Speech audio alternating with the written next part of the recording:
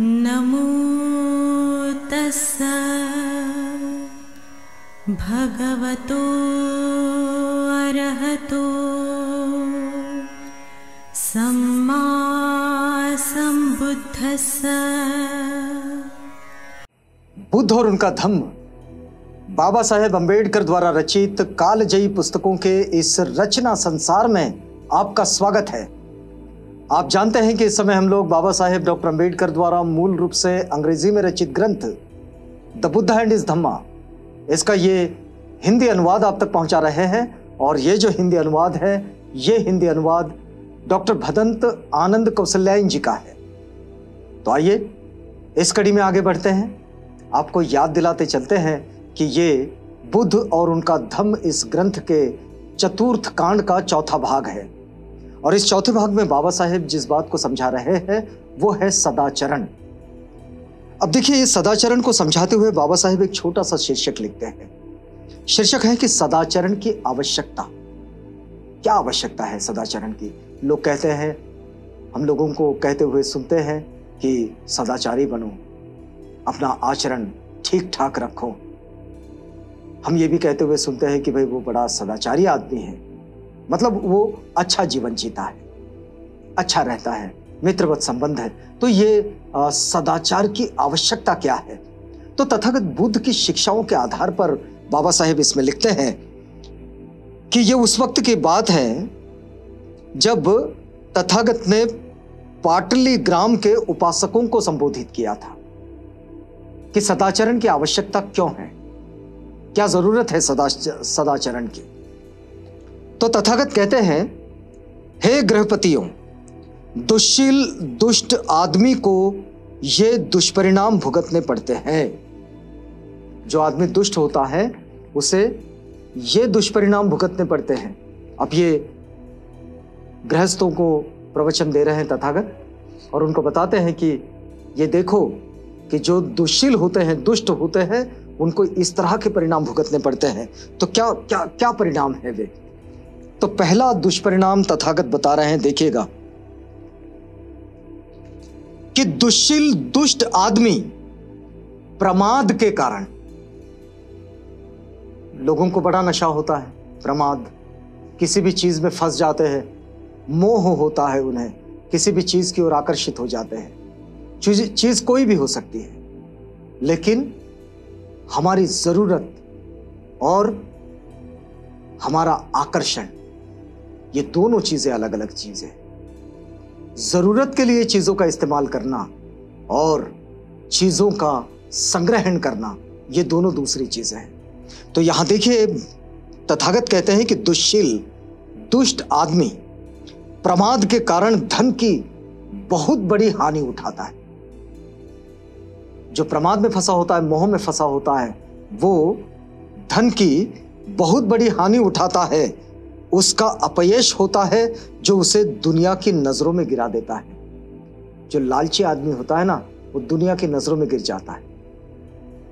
आप किसी भी लालची आदमी को देख लीजिए, वो एक तो सफल नहीं होता, असफल होता है, क्योंकि लालच में बहुत बुरा कर बैठता है, तो असफल हो जाता है और दुनिया की नजरों में वो अपने आप को गिरा देता है, गिर जाता है वो दुनिया की नजरों में। अब देखिए, वह किसी भी जमात में जाए, चाहे ये क्षत्रिय परिषद हो, चाहे ब्राह्मण परिषद हो, गृहपतियों की परिषद हो, चाहे श्रमण परिषद हो, वह हर जगह बड़े संकोच से जाता है, व्यग्रचित्त हो जाता है, वह निर्भय होता है। ये तीसरी हानि।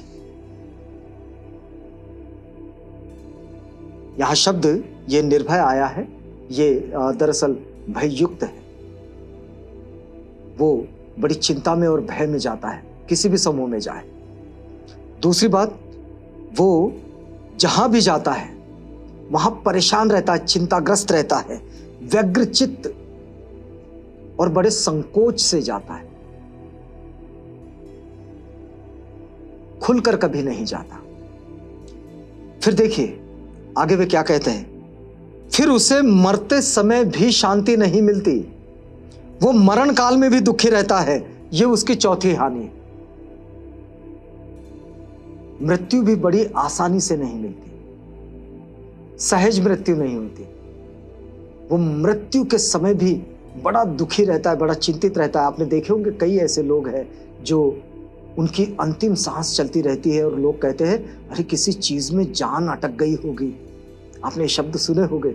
और फिर वो जो जान अटक गई होगी वाले जो लोग होते हैं वो उनके हाथ में कोई आभूषण दे देते हैं, कोई धन दे देते हैं, और देखिए इस तरह की चिंता में भी वो अपना अंतिम समय बिताता है। तो ये हानि होती है जो लोग सदाचारी नहीं होते, क्योंकि सदाचारी क्या होता है? सदाचारी निर्लोभी होता है, उसके मन में कोई लोभ नहीं होता, वो मोह से, लोभ से, माया से बिल्कुल दूर होता है।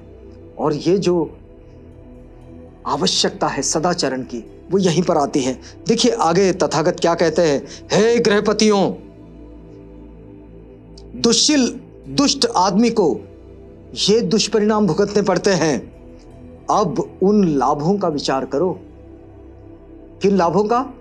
जो सदाचारी जीवन जीने वाले को मिलते हैं। तो वे कहते हैं कि उन लाभों का विचार करो जो सज्जन और शीलवान आदमी को प्राप्त होते हैं। तो सज्जन और शीलवान आदमी को क्या लाभ होते हैं? तो देखिए तथागत कहते हैं कि सज्जन और शीलवान आदमी अप्रमाद के कारण बहुत धन संग्रह कर लेता है। जो लोभी नहीं होता, जो लालची नहीं होता, उसके पास धन संग्रहित हो जाता है, क्योंकि वो लालच नहीं करता।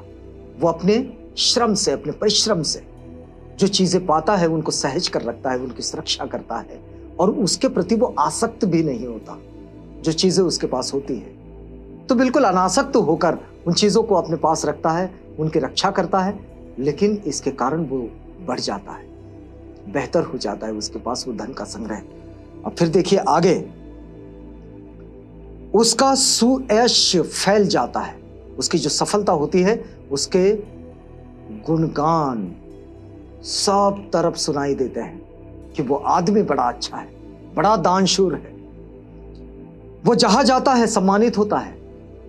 जो सदाचारी होता है वो जहां जाता है वहां सम्मानित होता है। देखिए सदाचरण की आवश्यकता क्यों है, ये बात तथागत सिखा रहे हैं। फिर आगे देखिए वे क्या करते हैं। वो किसी भी जमात में जाए, चाहे वो क्षत्रिय परिषद हो, चाहे ब्राह्मण परिषद हो, गृहपतियों की परिषद हो, चाहे श्रमण परिषद हो, वो हर जगह निसंकोच जाता है, क्योंकि उसके मन में किसी तरह का कोई भय नहीं होता।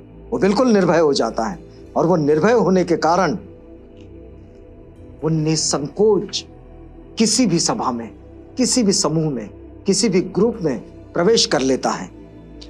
फिर आगे लिखते हैं कि मूर्ख आदमी पाप करते समय ये तक नहीं जानता कि वो पाप कर रहा है।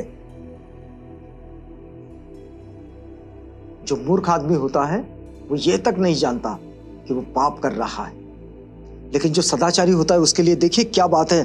तथागत कहते हैं कि जो सदाचारी है उसे मानसिक शांति प्राप्त रहती है, मानसिक रूप से बिल्कुल शांत रहता है, वो तनाव में कभी नहीं जाता। मरते समय वो चित्त की शांति के साथ शरीर त्यागता है। हमने उसको देखे जो लोभी है, वो बड़ा परेशान रहता है मृत्यु के समय भी, लेकिन ये जो निर्लोभी है, जिसके मन में कोई लोभ नहीं, कोई मोह नहीं, वो बड़ी ही शांति से और शांत चित्त से शरीर को भी त्यागता है। मूर्ख आदमी पाप करते समय यह तक नहीं जानता कि वो पाप कर रहा है। अग्नि के समान उसके पाप कर्म उसे जला देते हैं। जैसे अग्नि सबको जला देता है, वैसे उसके पाप कर्म उसे जला देते हैं।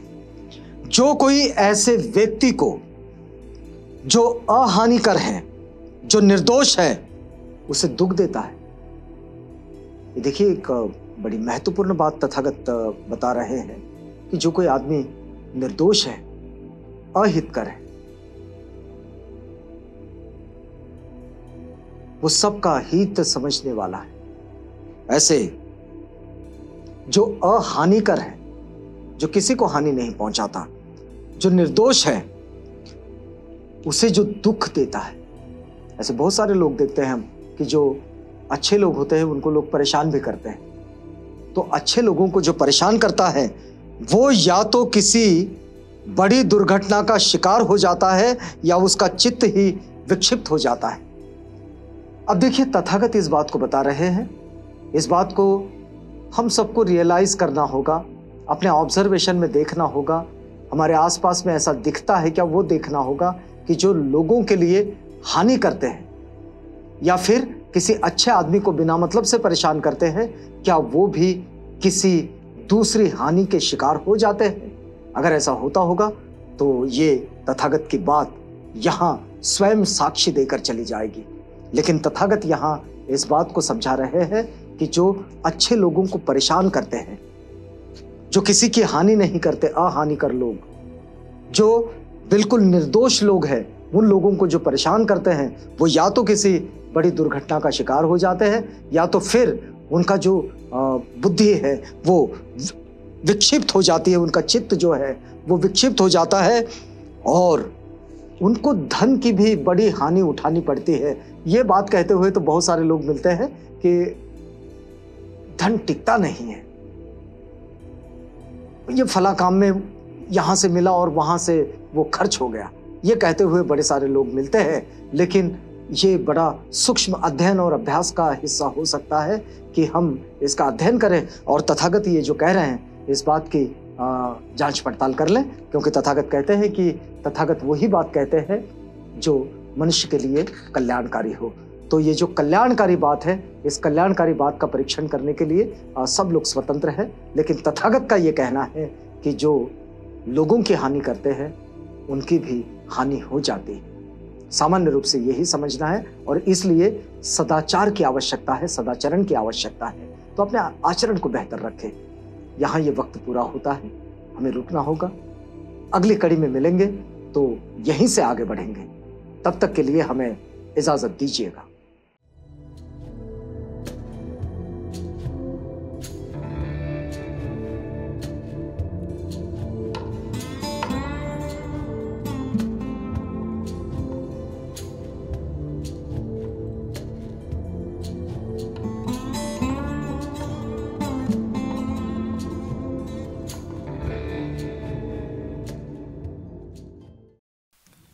बुद्ध और उनका धम्म।